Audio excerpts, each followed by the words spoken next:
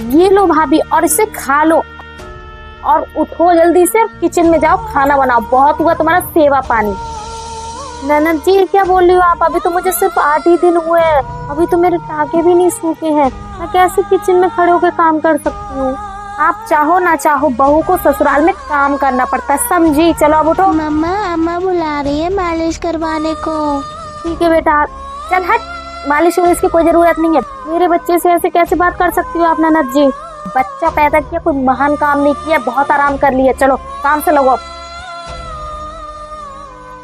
चुप जा, सुन मेरी बात, मैं बहुत देर से तेरी बकवास सुन रही हूँ। चपड़ चपड़ चपड़ चपड़ करे जा रही है। तू होती कौन है मेरी बहू के बारे में कहने वाली? जब मैं उसका ख्याल रख रही हूँ तो तू होती कौन है इसके बारे में कहने वाली? सारा ख्याल इसका मैं रखती, सारी मालिश मैं करती हूँ। कौन से अधिकार से तू कह रही है कि जाके किचन में काम करो? मैंने बोला मैं सास हूँ इसकी, लेकिन मैंने अभी तक इससे नहीं बोला कि तू एक बर्तन भी, एक चम्मच भी उठा के रख दे। नहीं बोला ना, तो तू कब से बड़ी अम्मा बनने लगी?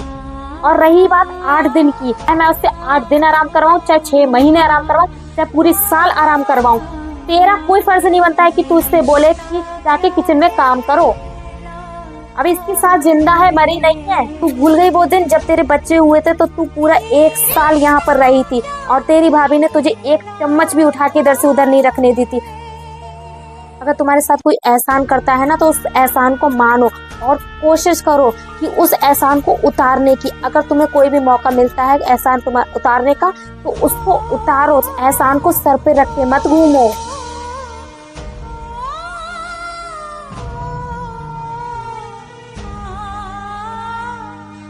ला अपना पैर दो। अरे नहीं माँ जी, आप मालिश मत कीजिए, पाप चढ़ेगा। अरे नहीं, कोई पाप नहीं चढ़ेगा, तुम पुराने ख्यालात में मत जियो। अरे नहीं।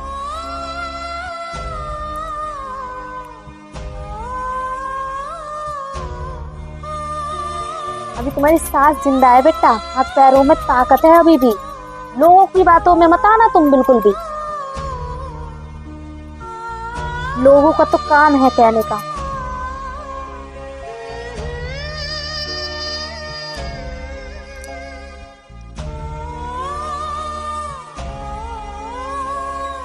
इतने सारे कपड़े पड़े हैं, इसको धोगी कब? अभी धो दूंगी ननद जी। तू तो सुधरने वाली है नहीं, इसलिए अच्छा होगा कि तू अपने घर चली जा। और जिस दिन भाभी की इज्जत करना सीख जाएगी ना, उसी दिन इस घर में कदम रखना। चल निकल, बुढ़ापे में सठे आ गई है बिल्कुल।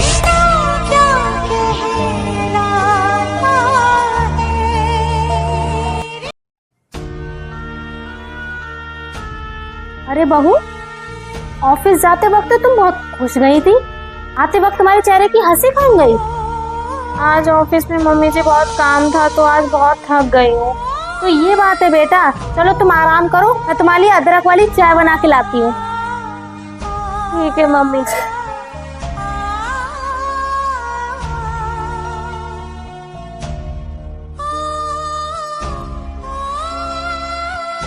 टिफिन धो देती हूँ।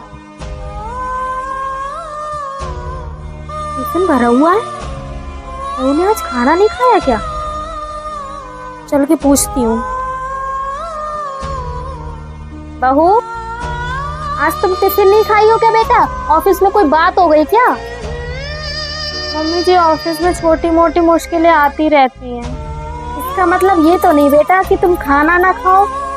मम्मी जी, कभी कभी खाने से नहीं, लोगों की बातों से ही पेट भर जाता है। एक बात याद रखना बेटा, कि मुश्किलें भी बेहतरीन लोगों की ही जिंदगी में आती हैं, क्योंकि वही तो है जो इन मुश्किलों का अंजाम देना जानते हैं। और ऑफिस में तो छोटी मोटी मुश्किलें आती ही रहेंगी। इसका मतलब ये तो नहीं बेटा कि तुम खाना नहीं खाओगी। चलो तुम पहले खाना खाने। नहीं मम्मी जी, भूख नहीं है। ठीक है, तो तुम खाना नहीं खाओगी तो मैं भी खाना नहीं खाऊंगी।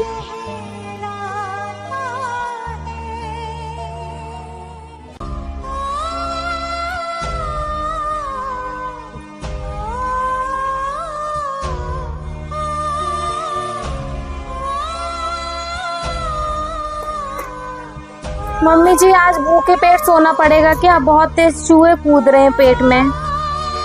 अब आई ना लैंड पर, अब वादा कर, ऑफिस में कुछ भी होगा तू खाने पे गुस्सा नहीं उतारेगी।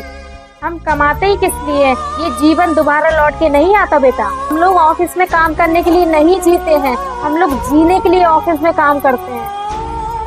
अब ठीक है मम्मी जी, बहुत तेज पेट में चूहे कूद रहे हैं, अभी लाती हूँ, तू बैठ।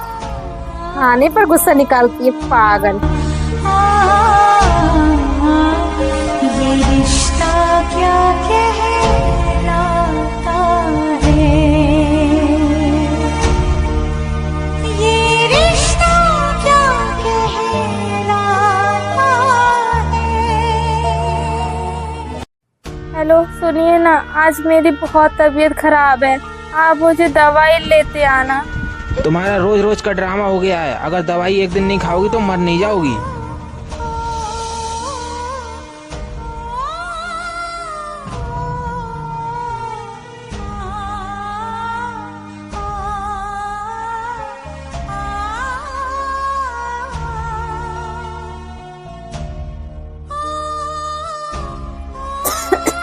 भाभी नाश्ता दो।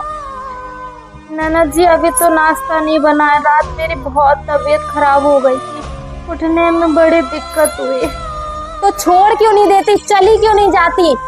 छोड़ तो देती ननद जी और चली भी जाती, अगर मेरी बाप की इज्जत का सवाल ना होता तो। काम चोर कहीं की। पूजा कहने को तो कह देते हैं कि जमाना बदल गया है, लेकिन कोई लड़की आज भी अपने ससुराल में ये नहीं कह पाती है कि आज मैं बहुत थक गई हूँ, मुझसे आज खाना नहीं बनेगा, काम नहीं होगा, क्योंकि तुम्हारी जैसी नंद और सास बैठी होती है।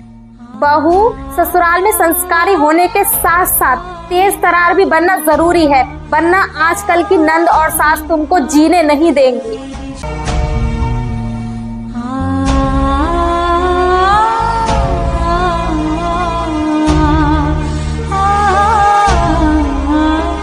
ये रिश्ता क्या कहलाता है। लोग कहते हैं परिवार साथ हो तो सब कुछ मिल जाता है, पर जब परिवार ही स्वार्थी हो तो हमारे पास सब कुछ होकर भी हमारी सारी खुशी छीन जाती है। बहू जो जो सामान घर में खत्म हो गया लिस्ट बना लो, मैं लेती आऊंगी। ठीक है माँ जी, ठीक। भाभी अपनी मेकअप किट दे देना। नहीं ननद जी, मेकअप किट तो नहीं है मेरे पास। मेकअप किट नहीं है आपके पास? तो क्या है ना, आपके भैया साल में एक बार आते हैं और मुझे जो जो चीज की जरूरत होती है वो मम्मी जी और पापा जी लाके दे देते हैं, और ऐसे में मैं और बता के कुछ कहाँ परेशान करूँ मम्मी जी को। माँ ये क्या माँ, भाभी के पास मेकअप किट ही नहीं है? तो बेटा उसे बोलना चाहिए ना कि ये लेना है वो लेना है। नहीं बोलती है तो तुमको पॉकेट मनी दे देना चाहिए ना उनको, वो खुद ऑनलाइन ऑर्डर कर ले, आजकल ऑनलाइन का जमाना है। रुको मैं उनसे पूछती हूँ और उनके पास क्या क्या नहीं है।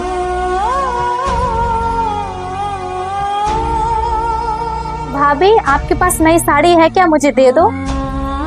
नहीं ननद जी, नई साड़ी तो मेरे पास नहीं है, बस यही साड़ी है पुरानी, और जो मम्मी त्योहार पे दिला देती हैं बस वही रख लेती हूँ मैं। अगर आपको ये चाहिए तो आप ये ले लीजिए। नहीं मम्मी अभी के पास क्या, यहाँ तो कुछ भी नहीं है। जब मैं उनके मैके में गई थी ना तो उनकी पूरी अलमारी गोदरेज भरा हुआ था कपड़ों से, और इतने सारे कपड़े थे कि मैं खुद देख के हैरान हो गई थी। और यहाँ क्या है उनके पास, कुछ भी तो नहीं है। तो क्या करूं, पैसे दे दूं? पैसे भी दे दिया करो और उनको महीने में एक बार मार्केट भी ले जाया करो, उनको जो जो जरूरत होगी वो खुद ले लिया करेंगी।